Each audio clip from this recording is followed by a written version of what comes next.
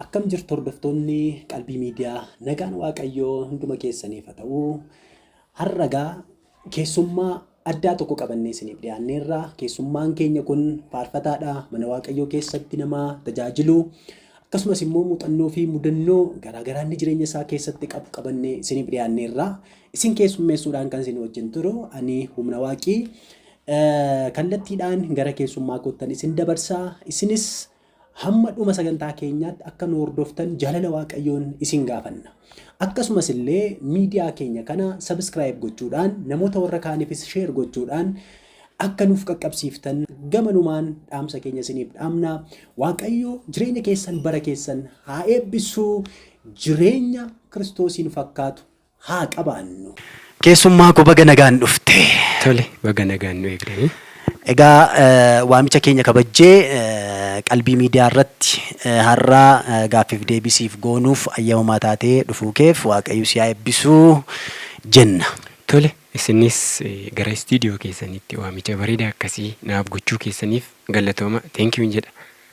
Ayyee mee gabaabaadhumatti daawwattoota keenya maatii qalbii miidiyaa wajjiniin maqaa kee himuudhaan otoo wal nuuf barte.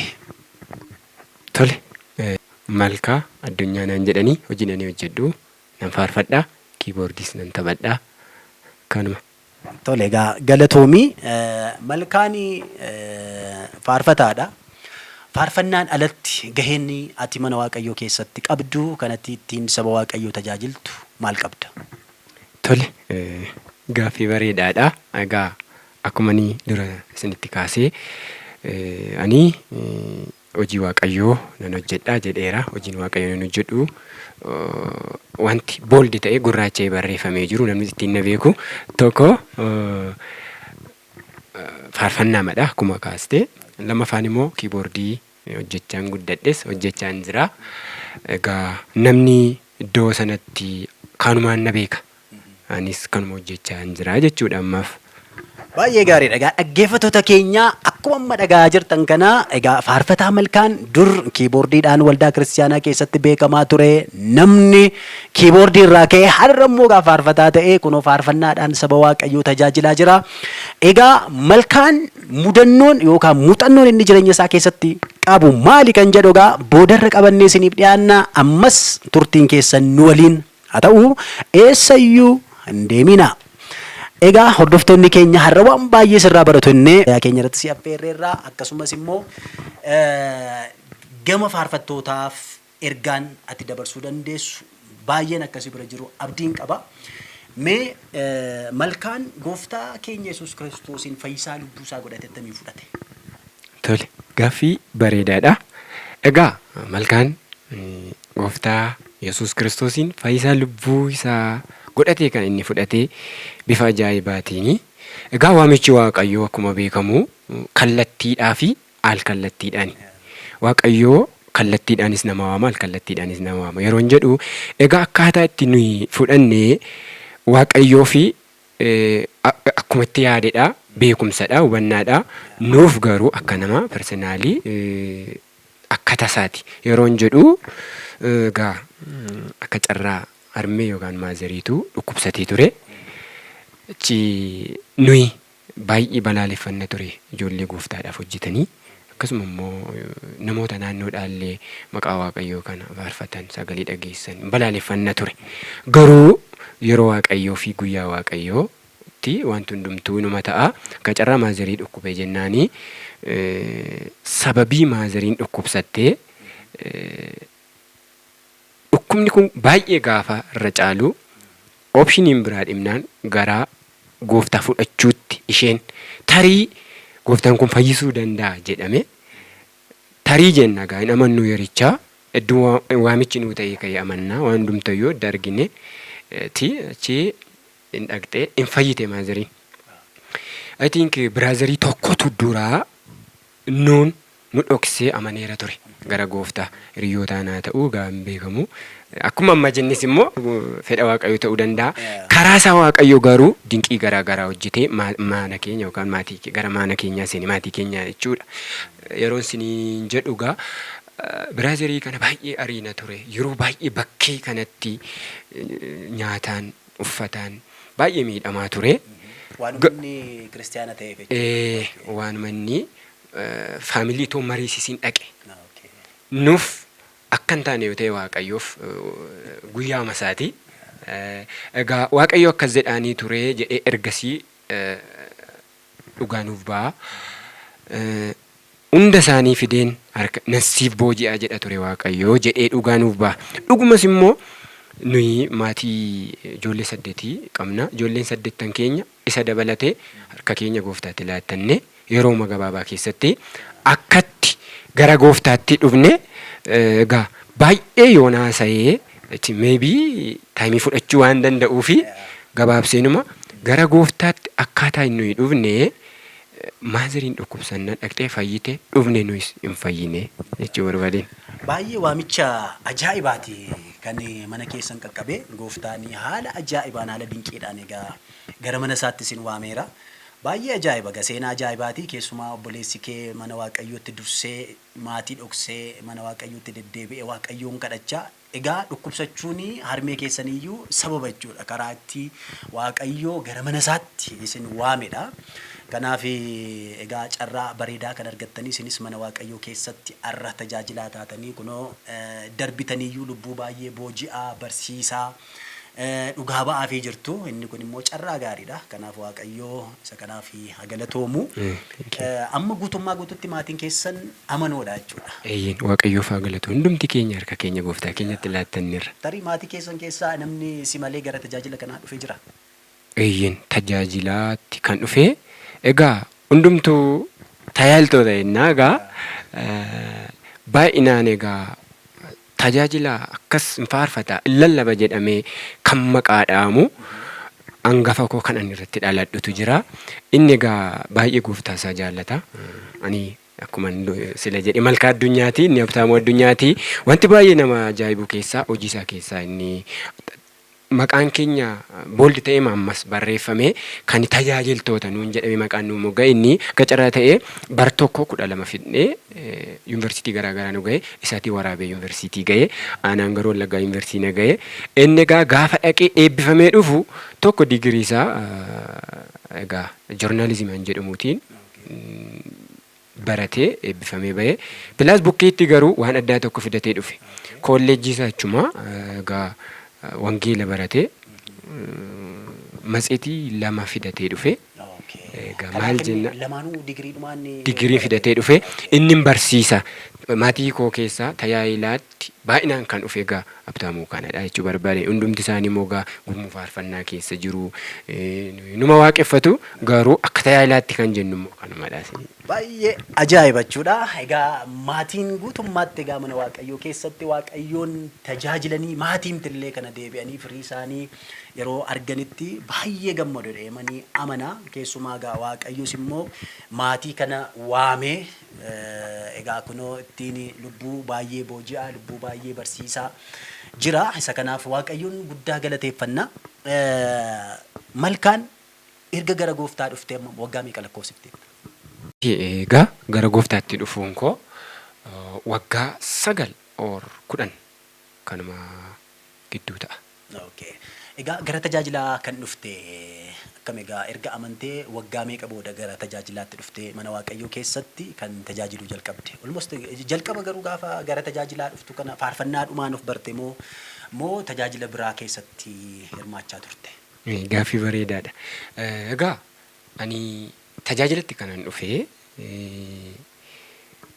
amanee Waaqayyoof galanni guddaan haa ta'u ollaatii Waaqayyo nama nuuf kaasee daareektiin akka tajaajilatti gallu nama wangeela nu barsiisaa akkaataa tajaajila nu barsiisaa duratti naannoodhaan kan kadhatamu jira mandara kadhataa kan jedhamu isaaniitiin jajjabeeffamne tajaajilas achumatti jalqabne. Waaqayyo bara ishee eebbisu na yaadadha. Mucayyoon ollaa keenyaati algituu iddoo isaa kan jedhamtu akka nuyi gara gooftaa fudhannus kan nu onnachiisaa ture. Erga fudhannee immoo gammachuu guutuudhaan akka nuyi tajaajila kanatti dhufnu kan nu goote jirti. Tajaajila turtii amannee gooftaa fudhannee turtii hin goone nuyi. Achi mandara kadhataa kanattis egaa dafnee waamamnee tajaajillee waldaa guddaatti dhaqnee siin jechuu barbaadeen. Baay'ee gaariidha gaa keessumaa agasheetti amma kan yeroo sana dhugaa isinii ba'ee barnoota tokko isinii kenne kan Aalgituu agasheetti. Kanaaf aalgituuni egaa keessumaa sin jajjabeessuudhaan, sin gorsuudhaan, sin barsiisuudhaan akkasiin mana Waaqayyoo keessatti carraa tajaajilaa argattanii wangeela kanatti bilchaataa akkasiin adeemtaniif egaa gahee guddaa isiniif taphatteetti yaada. Carraa kanatti fayyadamiiti mee waan jettuun yoo qabaatte mee asumaan aalgituu kana galateeffadhu. Waaw baay'ee bara koo keessatti tajaajila koo keessatti yeroo eessa dhaqeen tajaajilu kan ani baay'ee na keessa dhufuu fi sababii guddachuu koo nama ta'uu koo gara tajaajila kanaatti hojii gooftaatti dhufuu koof sababa maqaa nama kana dha'u dhuguma sitti dubbachuuf isheedha. Aalgituun waan yaadadhu keessaa barichaa nuyi ijoollummaadhaan otoo jirruuti gaarummaatti guddachuu waan jedhamu mata duree fudhatteetu nu barsiisaa turte. Waldaa guddaatti otoo hin taane egaa kun isa naannoodha. Achumaatii egaa gaarummaatti guddachuu isa jedhamu kana nutis gaarummaatti guddachuun kun egaa gaarummaan gaarummaadha. Namni gaarummaatti guddate biyyaaf ta'a, maatii isaaf ta'a, maatirra darbee waldaafirra darbee biyyaaf ta'a. Kanaaf gaarummaatti guddachuu waan jedhu nu barsiisaa isa jirtu kanaan yaadadha Aalgituu. Aalgituu lafa jirtutti Waaqayyo bara kee haa eebbisu. Baay'een si galateeffadha. Jiraadhuun jedha. Aalgituu baay'een galateeffadha jechuudha. Aalgituu Waaqayyo si haa eebbisu. Egaa ga'ee guddaa taphatteetta keessumaa egaa malkaan mana Waaqayyoo keessatti hafee amma irraatti saba Waaqayyoo akka inni tajaajiluu fi akkasumas immoo dargaggoota baay'ee fakkeenya akka ta'uu fi barnoota gaarii dabarsiteetta. Fakkeenyummaan kee ammayyuu itti hafuuf jenna. Isa sirraa baratan kan ammoo isaanis dhaloota biraan ga'uudhaaf egaa malkaanfaa kunuutti xichanii jabaatanii hojjetaa jiru. Kanaaf isaan egaa dadhabbii kee akka isaan hin ganne abdii qabna jechuudha. Gooftaan bara kee maatii kee guutummaatti haa eebbisu. Egaa malkaan attamiin gara tajaajila kanaa dhufe? Amma waa'ee tajaajilaa gaafa kaafnu nuyi jalqabaa kaafnee faarfataan nuyi dinqisiifataa guddanne jira. Faarfannaan nuyi dhaggeeffataa guddanne akkasumas immoo ittiin immoo mana Waaqayyoo keessa immoo ittiin tajaajilaa guddanne jira. Siif kan fakkeenya siif ta'u faarfattoota durii keessaas haa ta'u kan ammaa. Kanatti faarfannaa isaa yeroo hundumaa faarfataa ittiinis immoo jajjabaattee gara faarfannaa kanaatti dhufte kan fakkeenya siif ta'e eenyu jennu? Tole eebbifamaa. Egaa akkumani gara tajaajilatti dhufuun koo gaa akkuman jalqaba siif kaasee dura jalqaba kanaan ittiin tajaajilu kiraaraan ture. Kiraara. Kiraara egaa namni hunduu beeka jedheeni yaada. Ijoollonni baadiyyaatti guddattan kiraaran beektu. Warri magaalatti guddattan illee badaa kiraarri maalidha jechuu dandeessu. Gitaara beeku. Gitaara kiiboordii kana beeku. Gitaarra kiiboordii beeku. Haa ta'u kiraaran taphadha ture. Waldaan siin jedhe dhuma Aalgituun itti na guddiste kana keessatti. Jalqabuma namni kiraara biteetu gurmuudhaan obboleessa koo hangafaatti laatan ture. Obboleessi koo hangafaa kunis akkuma koo fireeshiidha waan ta'eef kiraarri yoo waatti bu'e hin citaa hin cabase fannisee makaa ture manatti fannisee kaa ture. Ani garuu gaafa inni gadi ba'u dhokseen meexxiin jira meexxii beekta miti baala isheetiin isa kaan yoo tuqe kirriinsaa hin citaa hidhaan nutti dhufa jedha haaraadha waan ta'eefanii. Kiraa meexxii sana kutadheen kiraa sana yaala ture. Yeroo sana sibaagoodhaanis hojjetamtu waan ta'eef sibaagitti dhumaaf eeggatu. Inni seenaa baay'ee jira. Inni isa sibaagoo sanas hojjetadheen iddoon sangoota tiksuttis yaalaan ture. Ishee egaa sanumarraan kan ka'e egaa mul'anni immoo waanuma jalqaba dur xuxuqxutu bal'ata biyyaaf ta'a kun beekamaadha. Achi kiraara sanaan otoon tajaajilu namni kiraarumaan na beekaa waldaatti. Achi waldaa isa naannoo kanan tajaajila mandara kadhataa jedhamu kana achiitii waldaa isa guddaa waan dhaquuf akka carraa ta'e Waaqayyo na gargaaree gurmuu warra waldaa guddaa maqaan Yesuusii Waayyuu jedhama. Egaa waldaa guddaadha. Achitti dhaqeetaniin gurmuu warra waldaa sanaatti dabalame qorameen qormaata. Qormaati ture yeroo sana. Qormaati ture. Egaa qormaata kiiboordiidhaan sagalee ilaalame isaan darbee Chi akka carraa ta'e Waaqayyoo waan haaraa tokko godhe. Kiraara toon taphadhu gara kiiboordiittan dhufe. Kiiboordiitti akkamitti dhufte yoo jette immoo egaa dur warri amananii warri waldaa sana keessatti yeroo dheeraa taayimii dheeraa fudhatan otoo jiranii daayireektii dhaqee achittis gaafa iddoo kiiboordiin hin jirretti silaasii wanniidhaan tapha kiraaraan shaakalaa miti amma isteejitti baanutti gurmuuf kiraara sana nan taphadha ture. Akka carraa ta'e waldaan nama kiiboordii barsiifachuu barbaadde. Reefan dhufammoo gaafa barbaadu ijoollota gurmuu keessaa kiraara taphatan ulaagaan tokko. Kiiboordii sana barachuuf ijoollee baay'ee jira. Ijoolleen jaarsolii waldaa jira. Ijoolleen achi keessatti ekspiriyaansidii ta'an baay'eetu jiru. Gurmuu keessa baay'ee yeroo dheeraa kan fudhatan jiru. Achi kiraara moo nan taphadha mitiire keessaa malkaan tokko waldaan keenya immoo waldaa sanatti dhiyoodha. Manni keenya achi nan baradhee istiidiyoo irraa qacaranii muuziqeessaa Waaqjiraa jedhamu tokkoon nu qacaranii ijoollee afur barannee baanee ji'a tokko barannee ji'a tokkotti isteejiitti baanee kiraara kiiboordii otuman kiiboordii kanaa hojjedhu immoo egaa waldaa koos baay'een galateeffadhaa isaanuman na barsiisee baasii tokko malee na barsiisanii Waaqayyo isaan haa eebbisu. Kiiboordii kanarraa immoo amma immoo faarfannaa nan hojjedha. Kennaa faarfannaa immoo nan qaba. Baay'ee manni hojjedha. Faarfannaa kana gurmuufan keessaa gurmuudhaan gaafa faarfannu waldaan hin bara achumaan horiin dargaggoota jaarsoliin na baranii dhuunfaadhaanis na laachuu jalqabanii Waaqayyo bara isaanii haa eebbisu. Achumaan gara tajaajilaatti deemsa keessa akkaataa kanatti itti dhufeetaniin karaa kanaan ittiin dhufee jechuu barbaadeen yoon dheeressuudha baadhe. Baay'ee ajaa'iba daandii natti irra baatee dhuftee gara faarfannaa kana bira geesse baay'ee waan ajaa'ibu. Egaa asumaan isti faarfannaan ati dur faarfataa guddattee faarfataan ati dinqisiifataa turte. Egaa faarfannaan ani faarfattoon ani faarfannaa isaanii dhaggeeffachaa guddadhe. Egaa akkuma beekamu hunda keessan jalaa dhokataa miti. Addisuu Haayimaa beektaa. Pilaas Dastaa Insormuu. Ani faarfattoota kana faarfannaa isaanii yeroon horii eeguufaan beeka. Otoo gara gooftaatti hin dhufiinu richan beeka. Kan isaaniin dhaggeeffataa guddadhe. Nan beeka duratuma hin amaniinu faarfannaa isaanii nan beeka. Ergan itti dhufee immoo addunyaa faarfannaa keessan seenee baqaa faarfachaan dhufee jechuudha. Kan isaaniin dhaggeeffataa guddadhe jechuudha. Baay'ee gaariidha.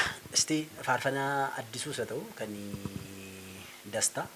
Achi keessaa baay'ee yeroo sana faarfataattiin guddatte kana mee dhaggeeffattoota keenya biraan nuuf ga'i. Akka carraa ta'e faarfannaa kanarratti mudannoo iyyuu nan qaba. Faarfannaa Dastaa keessaa borofni han jedhu jira ture. Borofni burqaa bishaanii han jedhu jira. Isinis beektu. Isa maal jedheen faarfadhaa ture ni beektu. Obboleessa kootti illee himeetaniin baay'ee natti kolfaa ture. Gorommiin burqaa bishaanii han jedha ture. Gorommii. Jira miti gorommii horii. Ati horiidhuma waan hedduu fi bakka ati horiidhuma keetti fudhatte. Sammuu koo keessa wanti dhufu gorommiin burqaa yeroo horiin dheebottu galaana bishaanitti geessina miti ree. Waan akkasiin gorommii akka carraa ta'e akka mudannoon qaba. Kanaaf faarfannaa kana jaaladhee nafe. Faarfannaa isaa keessaa borofni burqaa bishaanii isa jedhu sana baay'een jaaladha.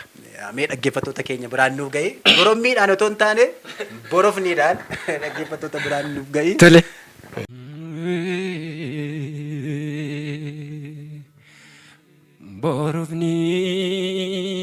Borofni burqaa bishaanii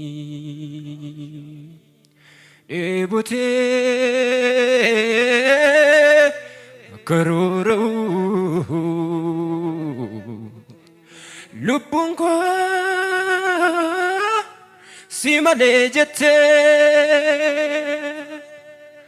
waan biraan anaaf hin ta'u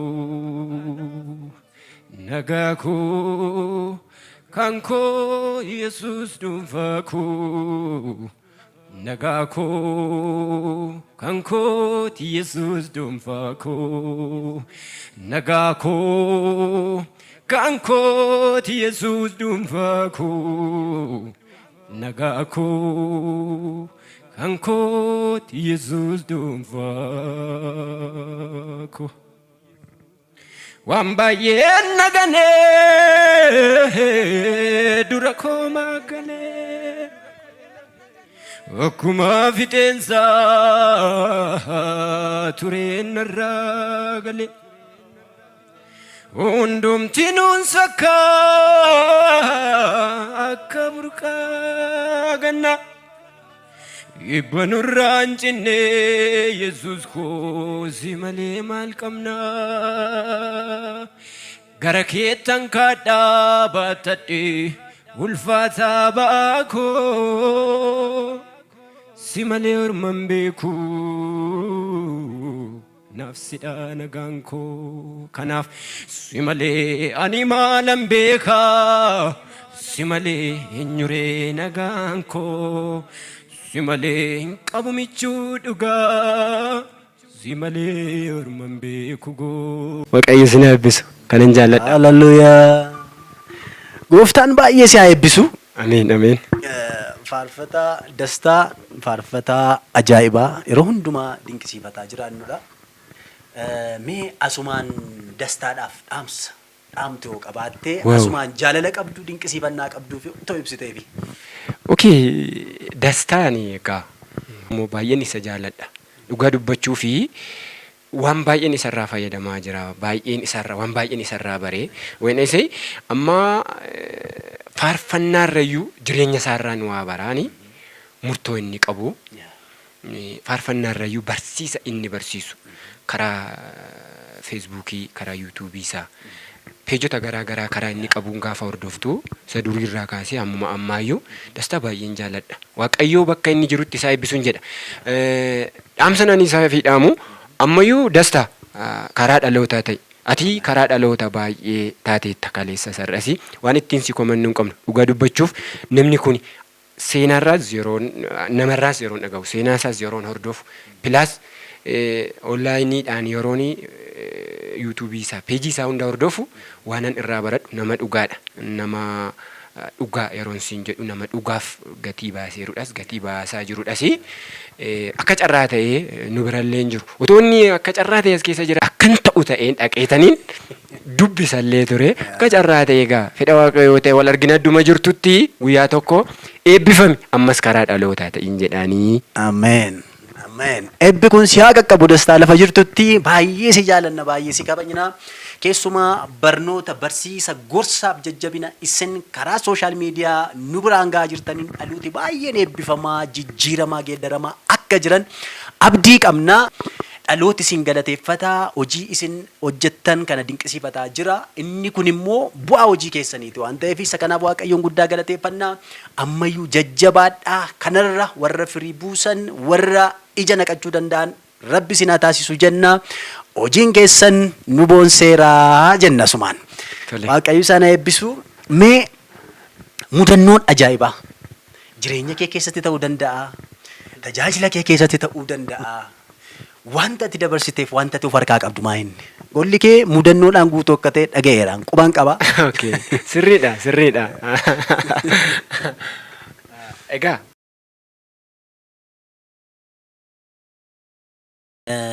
Mee malkaan faarfannaa ofii isaatii hojjetee qaba moo kan moo faarfattoota warra kaanii faarfata? Egaa malkaanii faarfataa erga jedhamee maqaan mogga'ee fi kan nama warra kaanii faarfachuun qabu. Yeroo hin jedhu yeroo kan namaa faarfachuun isa barbaachisitti kan namaa faarfataa. Kansaa yeroo faarfachuun sarraa barbaadametti immoo kansaa faarfataa jechuudha. Kanaaf ani faarfannaa dhuunfaa koo nan qaba nan hojjedhas. Galanni waaqayyoof haa ta'u kennaan koos faarfannaadha. Egaa akkasumaan immoo egaa akka carraa ta'ee wanti faarfataa na jechisiisu tiraakii waan onlaayiniin ta'in malee tiraakii naannoo 3-4 irra gaheera. Egaa yeroo baay'ee immoo namoonni waan akka dirqamaa viidiyoo ta'uu qaba jedhu viidiyoo isaa ilaalanii akkas waan akkatti yaadama. Baay'ee gaariidha. Kanaaf tiraakiin sadii kan onlaayinii hin taane gola malkaa keessa jira jechuudha dhaggeeffattoota keenya. Kanaaf malkaan yoom tiraakota onlaayinii hin taane kana yoom qabatee gara miidiyaatti ba'a yookaan immoo yoom hawaasa kana biraan ga'a yoom amantoota keenya biraan ga'a. Egaa Waaqayyoof galanni haa ta'u. Fedha Waaqayyoo yoo ta'e wanti hojjetamu hojjetamaa jira. Haalli mijataa yoo ta'e silaas adeemsi keenya gaaruma duraatti mitiire yaadni keenyas karoorri keenyas gara fuulduraattidha. Kanaaf fedha Waaqayyoo ta'e viidiyoodhaan nan dhufa. Viidiyoo qabadhee nan dhufa. Amma faarfannaanii inni tiraakiin akkuma jirutti jira. Waan viidiyoo ta'a jedhee qopheesseeru immoo istiidiyoo jira. Egaa inni imeejii dabalatee awudoon suni viidiyoo ta'ee hin dhufa yeroo gabaabaatti. Hin dhufanneerra. Hin dhufa malkaan hin dhufa. Kanaaf hordoftoonni keenya egaa nu eegaa malkaan guyyaa tokko tiraakii ajaa'ibaa faarfannaa ajaa'ibaa qabatee isiniif dhufa. Egaa faarfannaa kee kanaan akka eebbifamnu abdii godhanna. Jabaadhu nus si deeggarraa waan barbaachisuun si deeggarraa. Waaqayyo immoo si gargaara jechuudha. Ameen. Mee gama faarfannaatti deebinee takka addunyaa faarfannaa keessa naannofna. Tole. Faarfattoota durii faarfattoota ammaa wal bira qabdee gaafa laaltu. Isa duriirraa amma faarfannaan ammaa dhuguma guddina agarsiisaa dhufeera. Jijjiirama agarsiisaa dhufeera. Jettee yaadda. Akkamii guddina faarfannaa kana akkamiin madaalta? Isa duriif isa ammaa wal bira qabdee. Gaaffii bareedaadha. Egaa akkuma beekamu faarfannaa duriif faarfannaa ammaa faarfattoota duriif faarfattoota ammaa jennee yeroo wal bukkee qabnee madaallee waa'ee faarfannaa kanaas waa'ee faarfattoota kanaas haasofnu egaa eenyuyyuu haasa'uu danda'a. Faarfannaan durii egaa hiikkaasaa faarfattoonni duriis beeku, amantoonni duriis beeku, nuyis beekna. Faarfattoonni ammaas beektu. Gaafa wal bukkee qabamee madaalamu dura faarfattoota ammaaf faarfattoota duriin waa'ee isaanii siif haasaa. Sana booda gara faarfannaa isaaniitti siif dhufaa jechuu barbaade. Faarfattoota irraa kana. Faarfattoonni durii fi faarfattoonni ammaa dugdaaf garaadha. Walirraa fagoodha. Kana walirraa fagoodha kan jennu kuni jireenya isaan jiraatanii moo haala ittiin faarfannaa faarfatanii moo kennaadha moo kennaatu garaagar ta'e jenna moo haala jireenyaatu garaagar ta'e jenna moo teknooloojiitu garaagar godhe jenna moo maaltu garaaf dugdaa godhette yaadda? Baay'ee bareedaadha gaaffichi. Kennaani egaa akkuma beekamu faarfannaa gaafa jennu kennaama faarfannaa jenna mitiire. Isa kana kun dhugaa naa lamneedha. Kennaan faarfannaa kennaama faarfannaadha. Egaa faarfannaa kee siin faarfataa kan si jechisiisu tokko hiikaa faarfannaa keeti. Hiikaa faarfannaa keeti. Ergaa faarfannaa keeti. Pilaas jireenya keeti. Yeroo baay'ee jireenyi keenya unuun ibsa mitiire. Amma faarfattoonni durii gaggabaabsinee gaafa haasofnu faarfattoonni durii jireenya ayyaana Waaqayyoon haguugameen jireenya sagalee Waaqayyoon haguugameen jireenya qulqullummaadhaan waan baay'ee kaasuu dandeenya jireenya amanamummaadhaan kanaanii beekama yookaan tilmaamamu. Egaa amma isuma sirrii isaa yoon sitti mee faarfataan ammaa waan inni irratti fookas ta'ee hojjetu otoo faarfannaa hin hojjetiin dura waa'ee yuutuubii irratti gurguruu waa'ee birrii yaada. Kun dhugaa eenyu jalaa hin dhokannedha. For example akkuma ganama siin jedhee Addisuu Waayimaa viidiyoo hin qabu. Faarfannaa viidiyoo ta'e hin qabu. Yeroon jedhu viidiyoo isaa warri argitanis isteejii irratti yeroo inni faarfatu nama dhuunfaa isaa waraabbateedha malee still now viidiyoo hin qabu. Faarfannaa isaa garuu beekta. addisuu haayimaa gaafa jedhamu sammuu namaa keessatti maal ta'e akka hiikamu eenyu jalaa dhokataa miti. Maqaa faarfattoota amma immoo kana jedhee sii dhawuudhaa yoo hin baadhe maqaa isaa maquma nama yeroo baay'ee viidiyoo isaa hojjetu ilaali. Hiikaa isaas ilaali, ergaa isaas ilaali. Hammam akka inni saba biratti jaallatamu. Faarfattoonni amma wiis teekinooloojii faana luucca'u, sheeppi ta'u. Faarfattoonni durii garuu gabaabsee moo yoon sitti mee faarfattoonni durii garuu ayyaana waaqayyo waliin, sagalee waaqayyo waliin, waldaa keessaa hojjeta waliin, jaarsolii waldaa wajjiniin sheeppi ta'u. Kanaaf faarfattoota garaagarummaa gaafan kaa'u faarfattoonni amma isuma sirrii isaa yoon sitti mee otoo faarfannaan hojjetiin viidiyoon isaa ta'uu hin bahin yuutuubii kee irratti faarfannaa qopheessaan jira meeqaan bitta awudoo isaa ergu.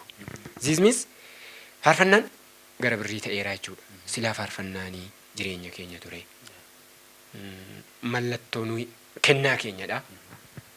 Ergaa nuyi ama biyya keessaas haa ta'u biyya bakkeetti ittiin miila waaqayyoo taanee taa'ellu ture. Dhabnees argannees mijatees mijachuu baates akkas ture. Garuu dhuguma faarfattoonni yoon ani sobe karaa barbaadaniin koomentii naa godhanii yaada naaf haa laatanii gara birriidha faarfannaa gara birriitti. Faarfannaa gara qabeenya biraatti, ittiin jireenya biraatti, jireenya lafa kanarraatti fidaaru. Garuu faarfannaan keenya gaa akkas ta'uu hin qabu ture. Garaagarummaan faarfattoota durii faarfattoota amma gabaabumatti kanuma jedheensiif kaa'uun baay'ee dubbachuudhaa baadhe. Waaqayyo si eebbisu qabxii gaariidha kanatti nuuf kaaste keessumaa gama faarfannaatti gaafa dhufnu faarfannaa durii faarfannaa amma wal bira qabnee gaafa ilaallu even faarfannaa durii amma har'aatti irra deddeebitee faarfattee irra deddeebitee dhaggeeffattee hin quufne baay'eetu jiru. Faarfannaa amma ba'aa jiran immoo kan yeroo dhumaaf si ho'isee kan deebi'e immoo dafee si keessaa qabbanaa'us immoo jira jechuudha. Kanaaf dhuguma faarfattoonni bara kana jiran taa'anii of ilaaluu qabu jedhee yaada jechuudha. Haalli nu itti har'a adeemaa jirru kun sirriidha moo sirrii mitiin ilaalamuudhuma qaba. Haalli ittiin faarfattoonni bara si'anaa kun ittiin tarkaanfataa jiran sirriidha moo sirrii miti kan jedhamu teenyeedhuma ilaaluutu nurra jiraata dheedhuma ni yaada. Mee gara keettis hin deebisa. Faarfannaa kan kee kan dhuunfaa keetii kana yeedaloo isaa folaloo isaa eenyu si hojjeta? Yeedaloo isaas sagalee isaas anumatu hojjetata. Yeroon jedhu fakkeenyaaf kennaa kooti mitiire hojjechuu hin danda'a mitiire. Egaa akkuma beekamu dhiifama naa godha malee faarfannaa karaa sadiin akkan baradhettis akkan hubadhettis faarfannaa karaa sadiin hin hojjedhaani. Tokko Daareektii maa otoo hin taa'u faarfannaan naaf dhufa. Jechoonni isaa sagaleen isaa qindaa'anii naaf dhufu. Ajandaa koorratti barreeffadha. Jechoonni isaas sagaleen isaas takkuma sii dhufu. Qindaa'anii naaf dhufu. Waanuma narra jiru irratti nan barreeffadha. Yoo immoo wanti ani ittiin hin barreessu harka hin jiraanne jecha isaa jecha gara iskiriiptoof daftaraatti dhaqeetanii barreessa. Lammaffaa akkatti hojjetama faarfannaa. Lammaffaan immoo sagalee waaqayyoo gaafa qo'attu jira. Yeroo tokko egaa gaafa qo'attu faarfannaa sanarratti hundooftee faarfannaan akkati barreessituuf si onnachiisa. Hafuurri qulqulluu si gargaaree si onnachiisa barreessita. Sagalee isaa hojjetatta. Sidha waan ta'eef. Sadaffaan immoo dhugaa dubbachuuf walaloo baay'een jaaladhani. Abjuu addunyaa jettanii seerchi gootanii achi jala walaloo baay'ee argachuu dandeessu. Maqaan koo Malkaa Addunyaa, Abjuu Addunyaa. Abjuu Addunyaatiin immoo hojjechaa hin jiraama. Walaloo achuma irratti peejii koorraa walaloo waa poostonnaan ani walaloo dhalaa waa tokko gadi lakkisu FB irratti, Facebook irratti. Kanaaf walaloo gaafa barreessinu walalooma barreessine sanatti sagalee sagalee mitiire yeedaloo gaafa goonu faarfannaa ta'a.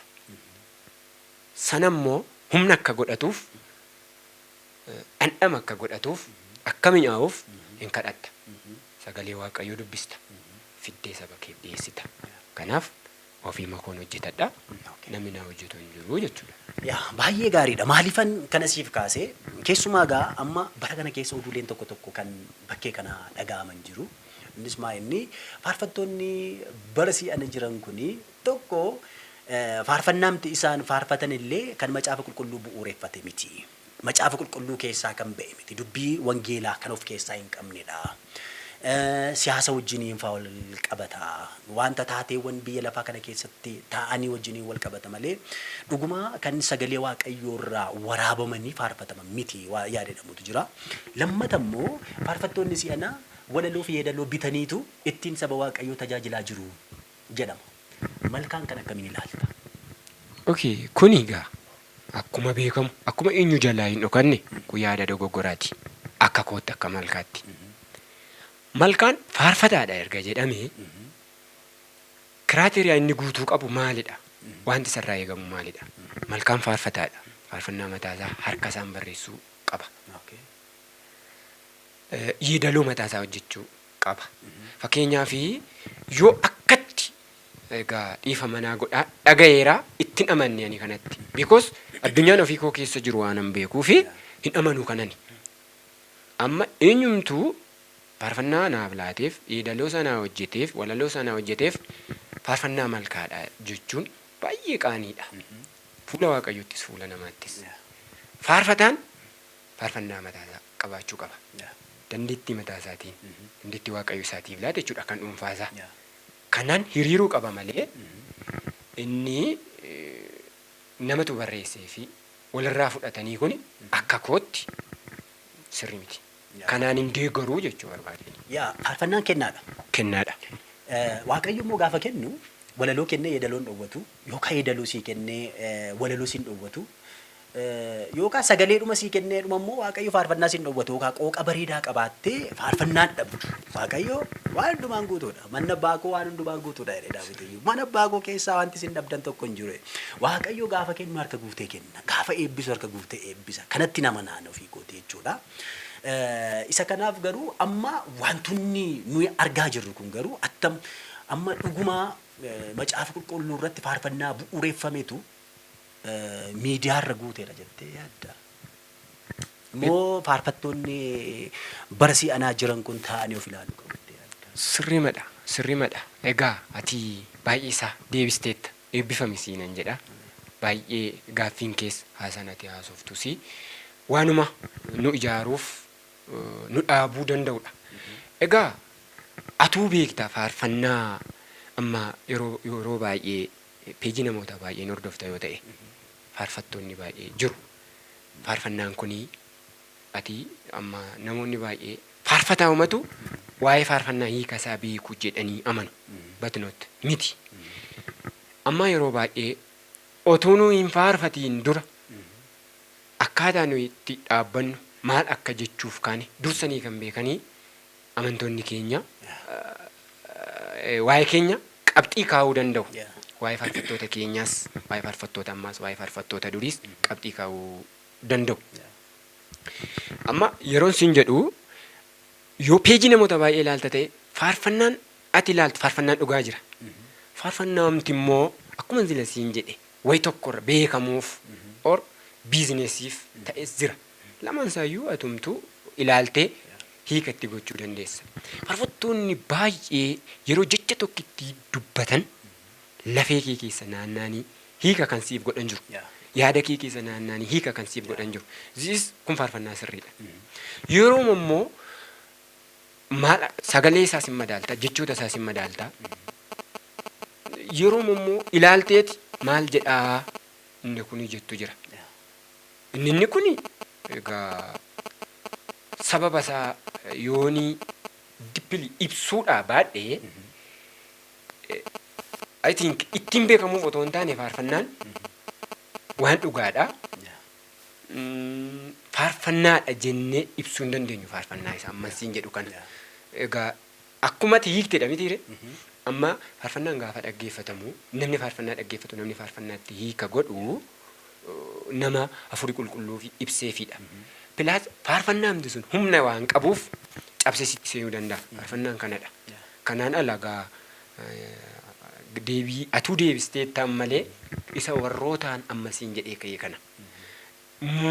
Muuziqoota kana baandii matuu babbareechee baandiitu babbareechee namoota muuziqaa hojjechuu danda'antu babbareechee ediishinii isaa bareechee fidee gara yuutuubii kana onlaayinii godha malee faarfannaan baay'ee ammayyuu faarfannaa miti. Faarfannaa miti. Kanaaf kanuman siin jechuu barbaada. Baay'ee gaariidha. Qabxii gaariidha kan nuyi kaasaa jirru malkaa. Egaa qabxiilee nuyi kaasaa jirru kanaan sabii keenyas faarfattoonni keenyas waan hedduu akka isaan baratan abdii qabna. Keessumaa yeroo ammaa kana muuziqaa bareechuu caala ergaan faarfannaa keenya suga haa godhatu haa bareedu waan jedhamu dhaamsa kanaa dhaamnaaf jechuudha. Mee takka faarfattoonni bara kana waan kaayyoo isaanii dagatan fakkaata. Kaayyoo dagatan gaafa siin jedhu amma malkaa maaliif faarfannaa faarfatta? Okay. Faarfannaa kan faarfadhuufi tokko Waaqayyotu kennaa godhee natti laate. Isa Waaqayyo kennaa godhee natti laate. Waaqayyo wanta kennaa godhee sitti laate ittiin ati immoo maal goota? Fuutee galtee teessa miti. Saba Waaqayyoo Irra teessa miti. Fuutee sheepitti gootee kadhattee ittiin saba Waaqayyoo tajaajilta. Akkati ittiin saba Waaqayyoo tajaajiltuuf sii laate malee Waaqayyoo egaa inni sun ergaa dhalootaati. Eeyyi. Ergaa dhalootaa Eeyyi. yookaan immoo dhaamsa Waaqayyoo biraa fudhatte jechuudha. Kanatti Sirrii. dhalootatti fudhatte achi baatudha jechuudha. sirriidha.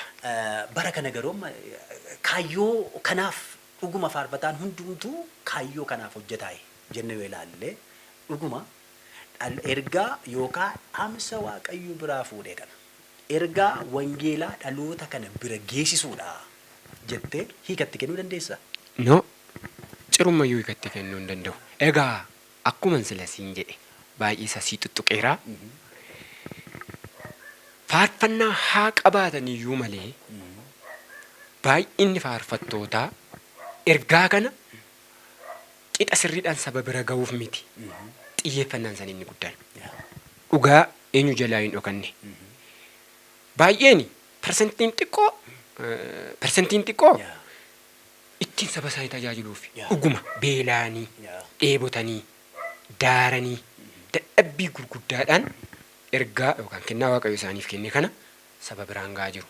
Baay'een immoo akkuma argaa jirru teknooloojii faana wal qabatee haala dhabuu faana haala argachuu faana wal qabatee ittiin beekamuuf tajaajilu.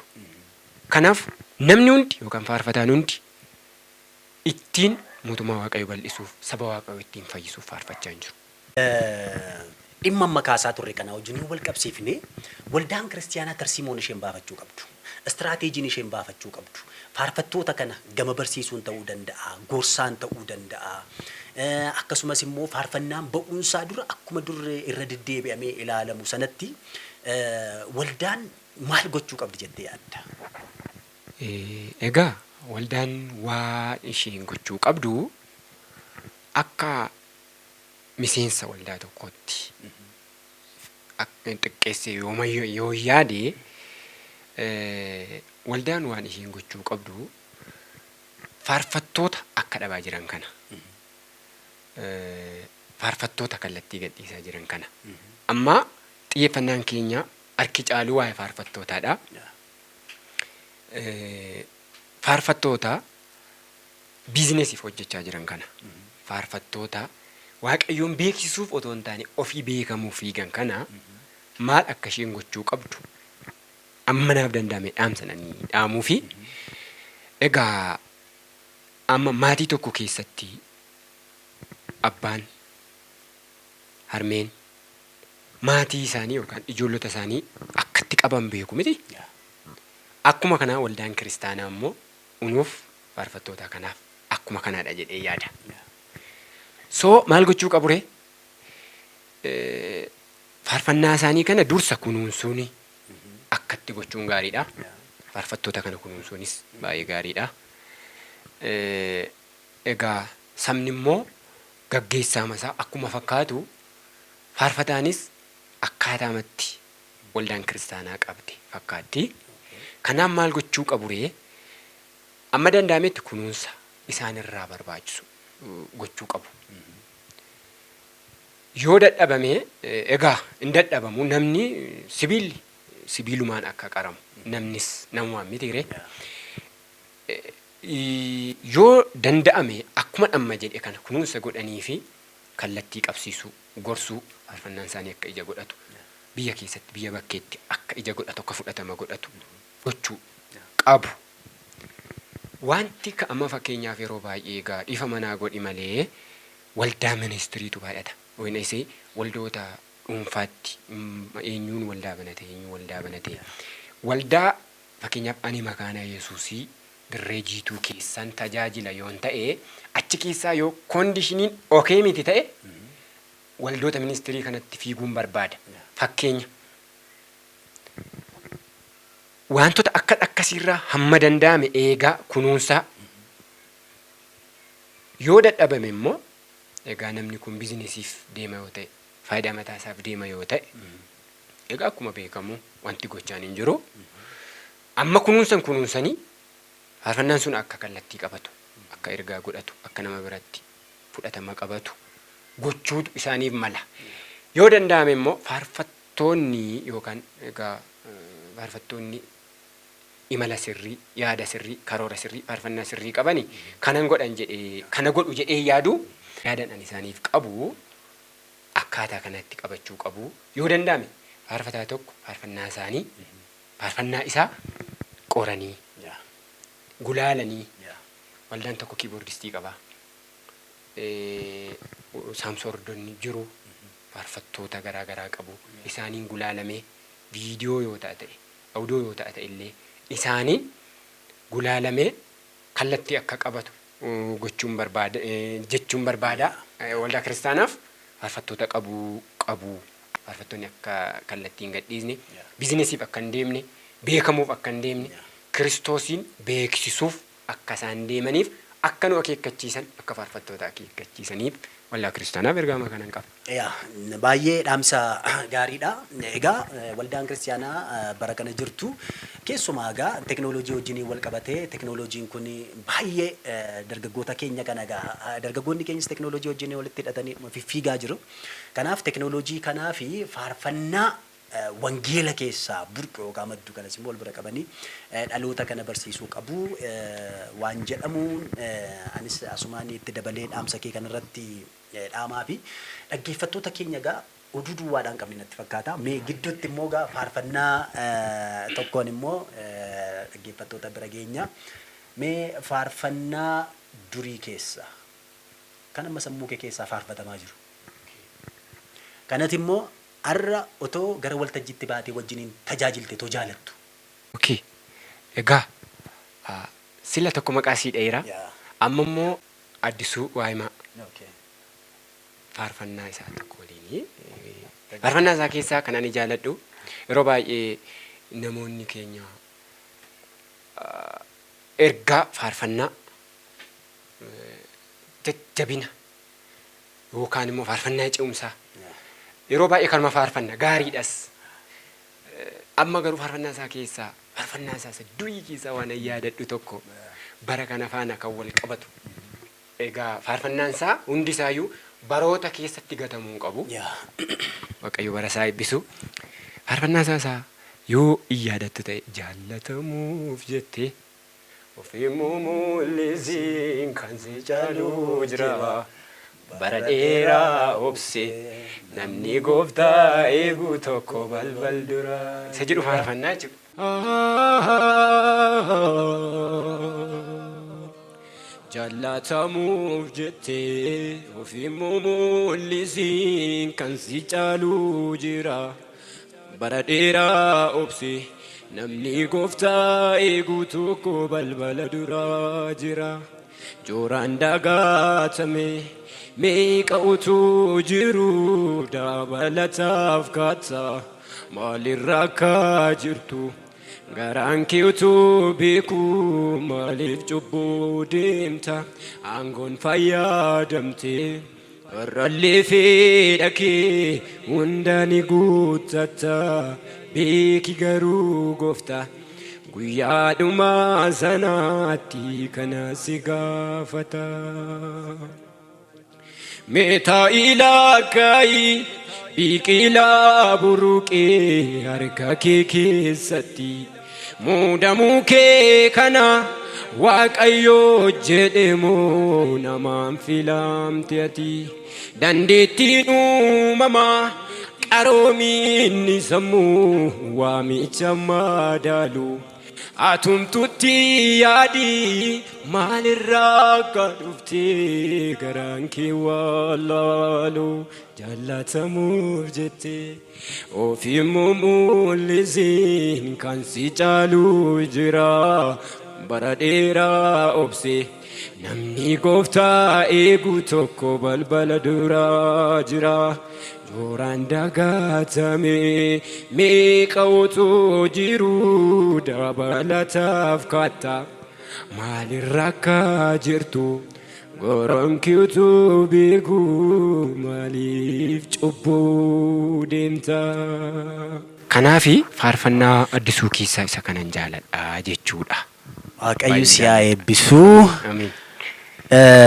Mee gara faarfannaa keettan si deebisa. Sila waa'ee faarfannaa keellee nu haasofteetta waan baay'ee kaasnee haasofneerra. Faarfannaa kan kee keessaa amma tiraakii 3 qabatte tiraakii 3 sana keessaas haa ta'u haaraa kan ganaa irratti hojjetaa jirtus haa ta'u mee tokko daawwattoota keenya biraan nuuf ga'i. Tole.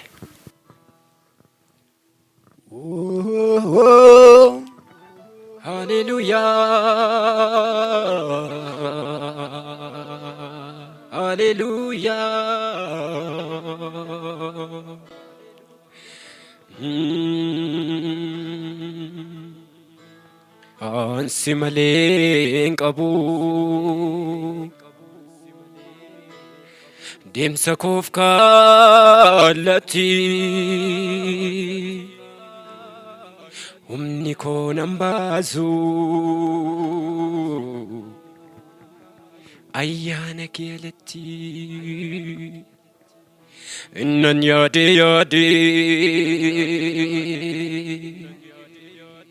na harkaa mucucaatu garuu siif salphaadha ba'aan natti ulfaatu. Hallelujah. Garuu nan amanaa dadhabbii koo furuu akka dandeessu. Dadhabbii koo furuu akka dandeessu. Hallelujah. Garuu nan amanaa.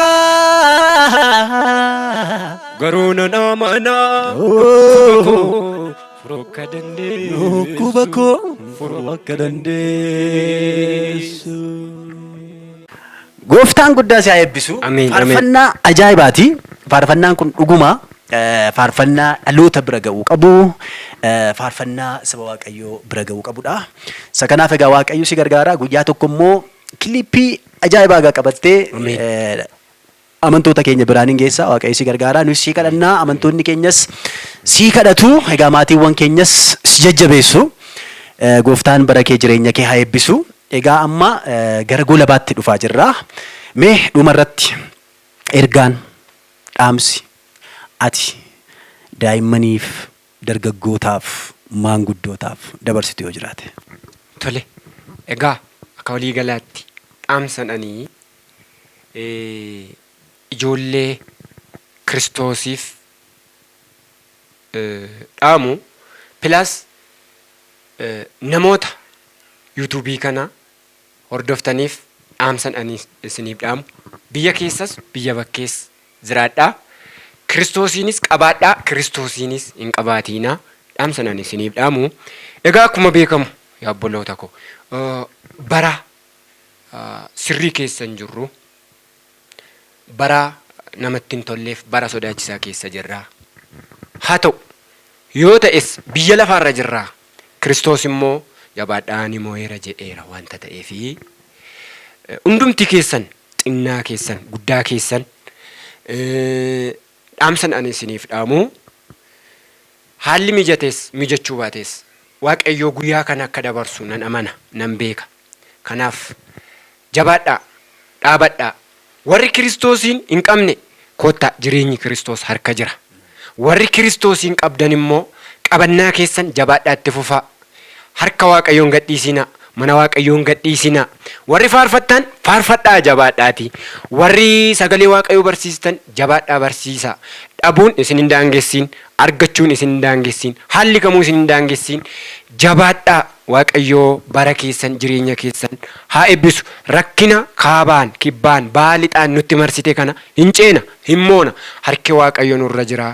Dhaamsan ani isiniif dhaamu jabaadhaa. Guyyaa Waaqayyoo eeggadhaa. Koobicha dhaabadheetaniini nan eeggadhaa jedhe Anbaaqoom. Isinis eeggadhaa. Deebiin isiniif dhufa. Eebbifama. Ameen. Gooftaan si haa eebbisu. Dhaamsa ajaa'ibaati. Ergaan kun saba keenya biraan qaqqabeera. Sabni keenyas egaa adeemsa isaa itti hafufu. Haalonni isin daangessanii akka karaa hin dhaabbanne dhaamsa jedhu asumaan isiniif dhaamna. Wanti hafe jettu. Wanti hafe jettu yoo jiraate nanafiin kan jettu yoo jiraate wanti hafe egaa akkuma maleeffannaa keenyaa faarfannee hin quufnu. Faarfannaan yeroo hundumaa afaan keenya irra jira. Wanti jalqaba dubbii ta'e afaan koorra dhufu anaan faarfannaadha. Kanaaf ammayyuu ani faarfannaa hin quufne otoo faarfannee garaa Waaqayyoo gammachiisne ittiin xumurree filannoo kooti yoo fedha kee ta'e. Gooftaan si haa eebbisu. Kun filannoo maatii keenyaatis filannoo goduwwaa miti. Kanaafi kanatti aansuudhaan waaqeffannaadhaan isin tajaajillaa. Waaqayyoo isin haa eebbisu. Turtii nu wajjiniin turtaniif Waaqayyo ammayyuu daddabalee isin haa eebbisu. Atis faarfataa malkaa yeroo kee nuuf laattee iddoo kanatti argamtee nu wajjin yeroo dabarsuu keef muuxannoo fi mudannoo garaagaraa nuu qooduu keef Waaqayyo guddaa si haa eebbisu. Eebbifami. Eebbifama. Isinillee waamicha akkasii naa gochuu keessaniif kabaja guddaa argadhaa. Kabajamaa. Ayyee ulfaadhu. Gara faarfannaatti darbinaa. Gooftaan bara keessan haa eebbisu. Jireenya Kiristoosiin fakkaatu. Hallelujah.